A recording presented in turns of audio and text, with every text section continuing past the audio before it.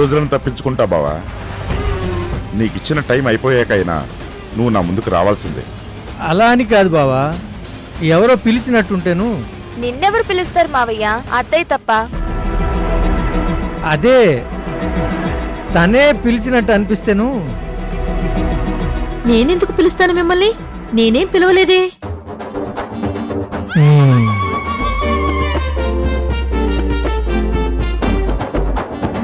Good morning sir. Good morning. Good morning. కూర్చోండి. ఏంటి తాత ఎలా వచ్చారు?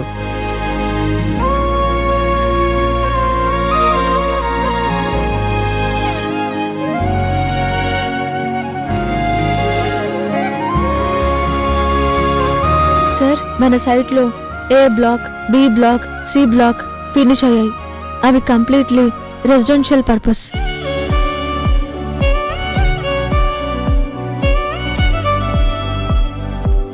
ఇప్పుడు D, E, F blocks ready చేయబోతున్నాం. వాటిలో ఇక్కడ గ్రౌండ్ ఫ్లోర్ ప్లేస్ లో కొన్ని కమర్షియల్ స్పేస్ కి వదిలేద్దాం అనుకుంటున్నాం. Like groceries market, coffee shop, gym ఇలా. మరి పార్కింగు? అవి సెల్లార్లో. ప్రజెంట్ అందరూ అదే చేస్తున్నారు.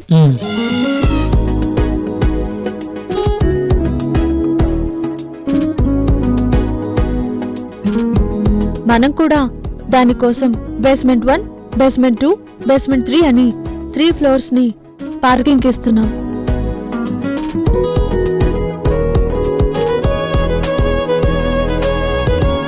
దట్స్ ఏ గుడ్ ఐడియా తారా. అలా చేస్తే ఫ్లాట్ ఓనర్స్ గ్రాసరీస్ కోసమో మరో దానికోసమో బయటికి వెళ్లాల్సిన అవసరం ఉండదు.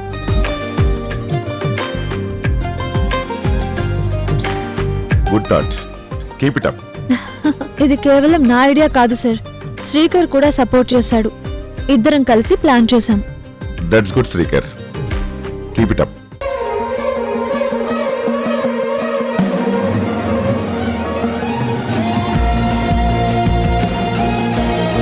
మీ ఇద్దరు కలిసి మన కంపెనీని గొప్ప స్థాయికి తీసుకెళ్ళాలి. Waiting to see more.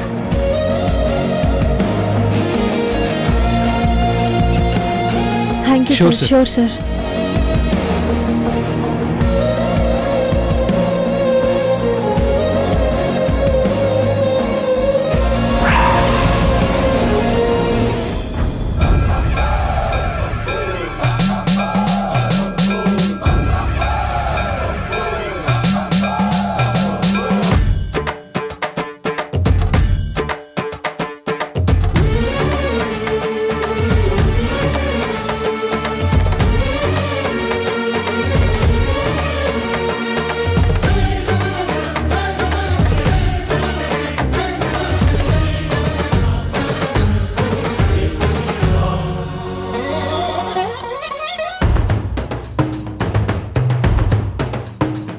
అదే రాత్రి అహల్య గారు మీ కల్లోకి వచ్చారన్నారు కదా, సిద్ధాంతి గారిని పిలిపించమన్నారు. కూర్చోండి.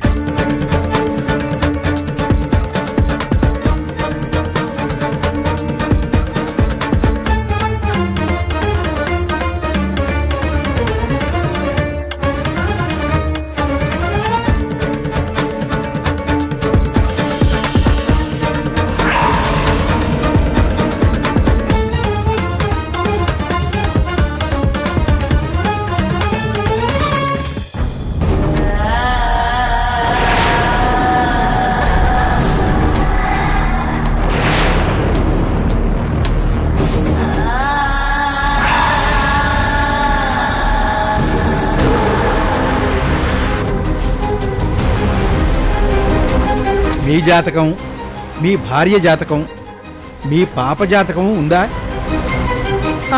తీసుకొస్తాను.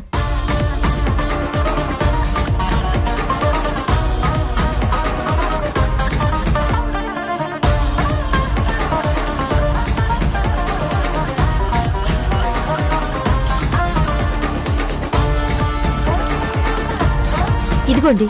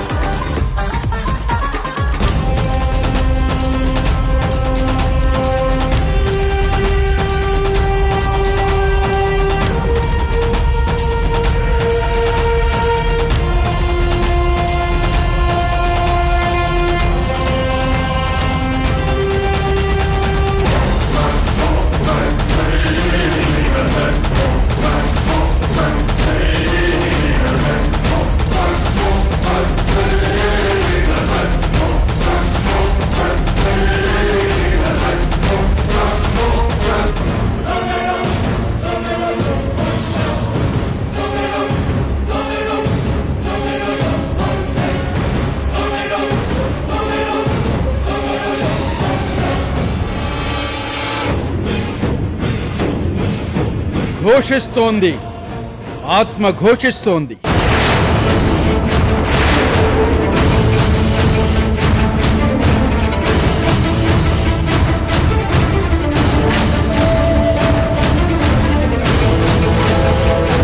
తమ వాళ్ల బాధని చూడలేక, ఆత్మగా తనేమీ చేయలేక అధనపడుతోంది.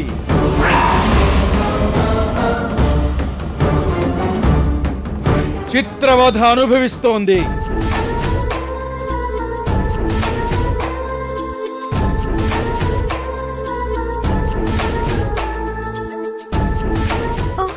అయ్యయ్యో, మా వదిన అంత బాధపడుతుందా?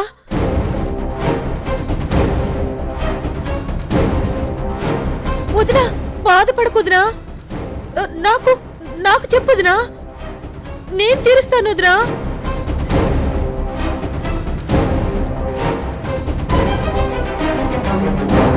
వదినా, దా కూర్చో. వదినండి, కూర్చో.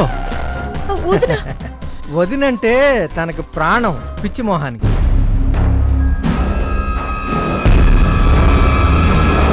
చెప్పండి సిద్ధాంతి గారు, తన ఆత్మ శాంతించాలంటే ఏం చేయాలి? హోమాలు, యజ్ఞాలు, యాగాలు ఏం చేయాలో చెప్పండి, అన్నీ చేద్దాం.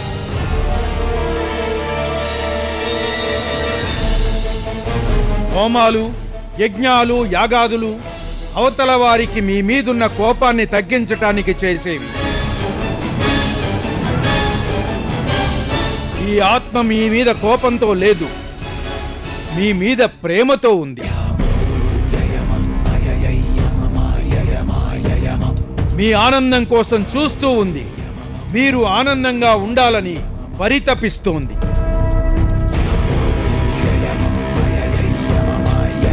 మేడం గారు ఆత్మ ఆనందంగా ఉండాలంటే ఏం చేయాలి సిద్ధాంత్ గారు?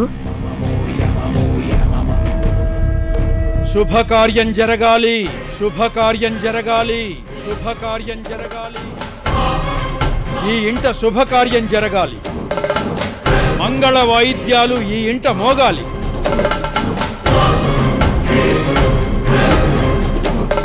పచ్చని తోరణాలతో, పూల దండలతో ఈ ఇల్లు కళకళలాడాలి.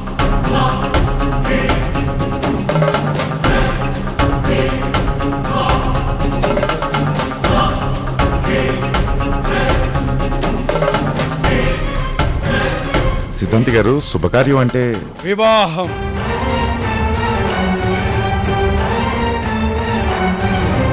వివాహమా?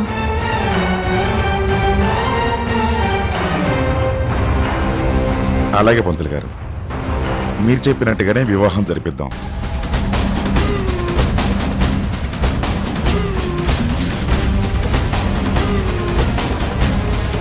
తను తల్లి లేని బాధలో ఉంది.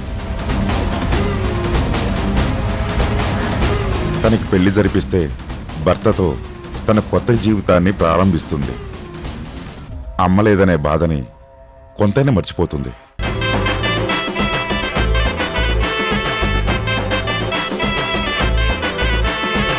అవును సార్, అశుభం జరిగిన ఇంట్లో ఆడపిల్ల పెళ్లి జరిగితే శుభం అంటారు. మేడం గారికి కూడా కన్యాదాన ఫలం దక్కుతుంది.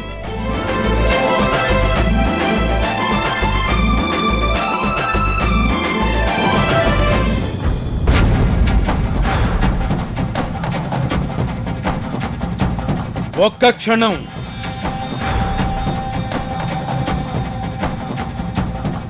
కల ఎవరికి వచ్చింది? డాడీకి.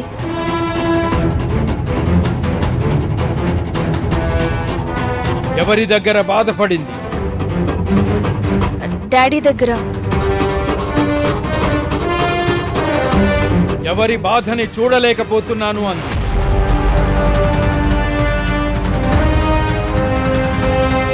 డాడీ బాధని.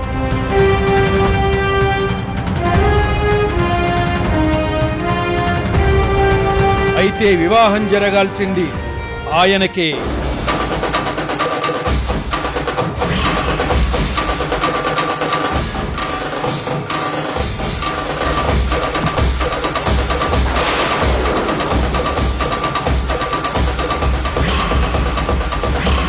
అదేంటి సిద్ధాంత్ గారు, ఈ వయసులో నాకు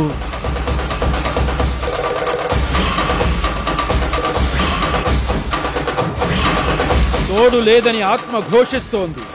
కూతురికి పెళ్ళై వెళ్ళిపోతే ఒంటరిగా మిగిలిపోతారని, పట్టించుకునే దిక్కు ఉండదని బాధపడుతోంది.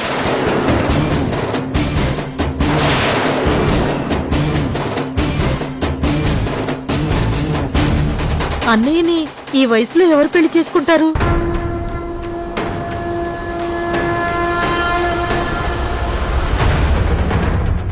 చేసుకున్నా ఆ వచ్చేది ఆస్తిని చూసి వస్తుంది, అన్నయ్యని చూసుకోవడానికి వస్తుందా?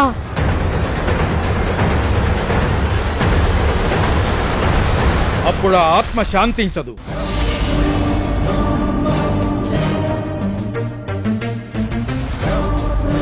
అందుకే ఆయనని జాగ్రత్తగా చూసుకునే వాళ్ళని, కంటికి రెప్పలా కాపాడుకునే వాళ్ళని, అనుక్షణం ఆయనతోనే ఉండేవారిని చూసి వివాహం చెయ్యడం మంచిది.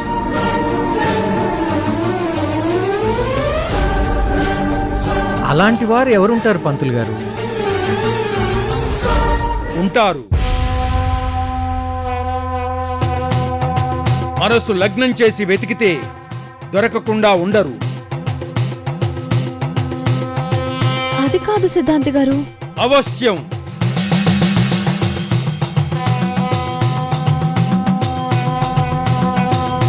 ఆలస్యం చెయ్యకుండా చెప్పిన దాని గురించి ఆలోచించండి.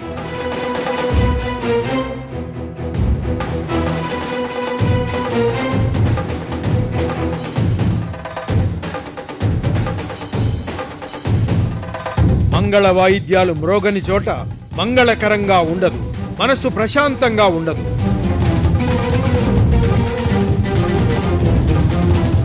ఆత్మ క్షోభిస్తే పెద్ద ప్రాణానికే ముప్పు, పెద్ద ప్రాణానికే ముప్పు, పెద్ద ప్రాణానికే ముప్పు.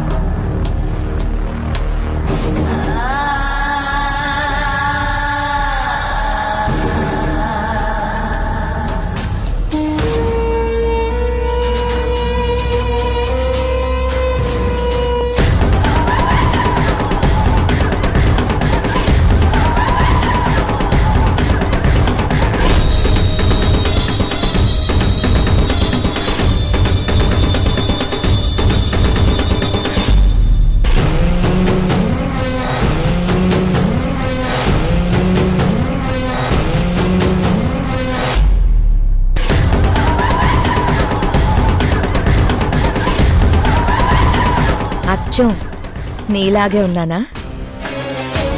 నీకంటే బాగున్నానా? హ, అయినా నీకు నాతో పోలికేంటి?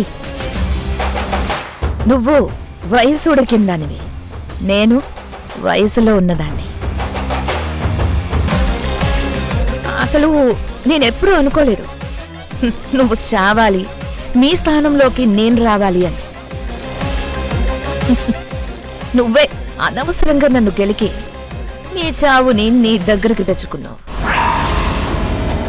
నువ్వు చచ్చావు, ఆ స్థానం ఖాళీగా ఉంది. ఆ స్థానం నేను భర్తీ చేసి ఈ ఆస్థానానికి రాణినవ్వాలని తీర్మానించుకున్నాను. అందుకే సిద్ధాంతి గారిని పిలిపించాను.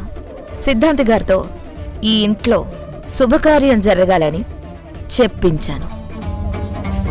నీ భర్త అలియాస్ ఆదిత్య మౌర్యకి పెళ్లి జరగాలి అని, తనని జాగ్రత్తగా చూసుకునేవాళ్ళని, తనని కంటికి రెప్పలా కాపాడుకునేవాళ్ళని పెళ్లి చేసుకోవాలి అనేలా చెప్పించాను. ఈ ఇంట్లో ఆయన్ని అలా చూసుకునేది నేనే కాబట్టి సరే చూసుకోవట్లేదు, నటిస్తున్నాను.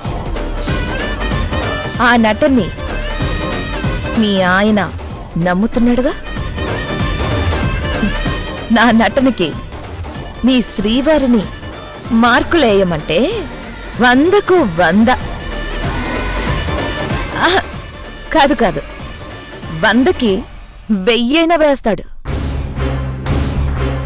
ఆ నటనతో ఇంకా నమ్మిస్తా, ఇంకా నమ్మిస్తా.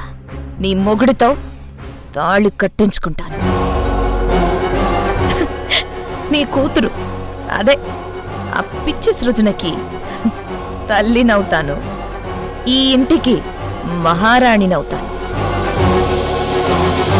అది ప్రేమించేవాడిని చంపి పూడ్చిపెట్టి నా కనుసన్నల్లోనే కదులాడేవాడినిచ్చి దానికి పెళ్లి చేస్తాను. వాడి చేత నీ కూతురు జీవితం నాశనం చేపిస్తా. నీ మొగుణ్ణి నాకు బానిసను చేస్తా. ఆ మోహన్ గాడిని నాకు పిఏగా చేస్తా. వాడి పెళ్ళాన్ని ఇప్పుడు నాకు ఇచ్చేవే పోస్టు ఏంటది, హౌస్ మేనేజర్. ఆ యశోదని ఈ ఇంటికి హౌస్ మేనేజర్ని చేస్తా. ఆ గోపిగడికి బలమైన మూలికల మందిచ్చి వాడికి జీవితకాలం గతం గుర్తు రాకుండా చేసి ఈ ఇంటికి కుక్కని చేస్తా. ఆ తార, దానికి కొంచెం తెలివెక్కువ. అలాంటి తెలివైన వాళ్ళు ఎక్కువ కాలం బ్రతికొండకూడదు. దాన్ని నీ దగ్గరకే పంపిస్తా. వస్తా. అసలే మీ వారు నా కాబోయే శ్రీవారి దగ్గరికి వెళ్ళాలి. పొద్దున్న సిద్ధాంతి గారు నాటిన విత్తనానికి నీళ్లు పోయాలి.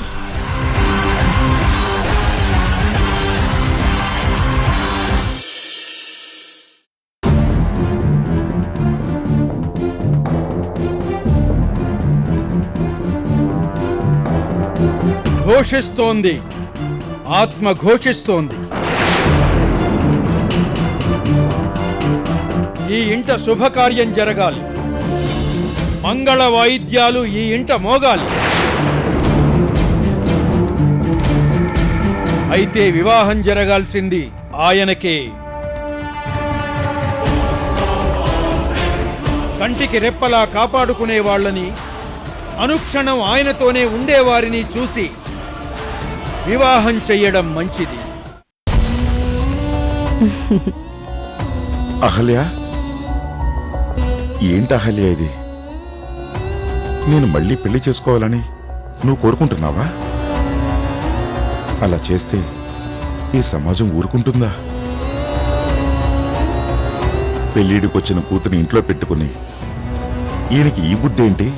ఈ వయసులో ఈయనకి పెళ్లి కావాల్సి వచ్చిందా అని నన్ను నానా మాటలు అనరా? సమాజంలో ఎంతో పరువు ప్రతిష్ట ఉన్న నేను ఇలా చేశానంటే అసహించుకోరా? నేను ఇంతలా అడుగుతుంటే నువ్వే మాట్లాడవేంటి?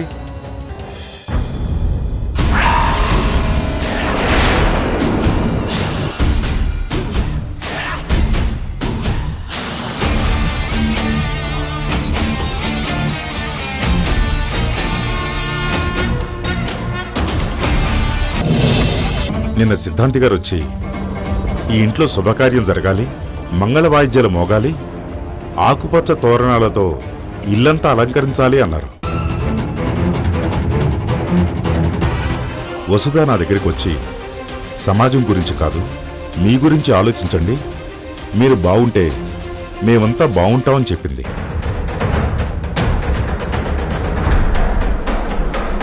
వసుధతో మాట్లాడాక ఈ ఇంట్లో పెళ్లి జరగాలని నిర్ణయించుకున్నాను.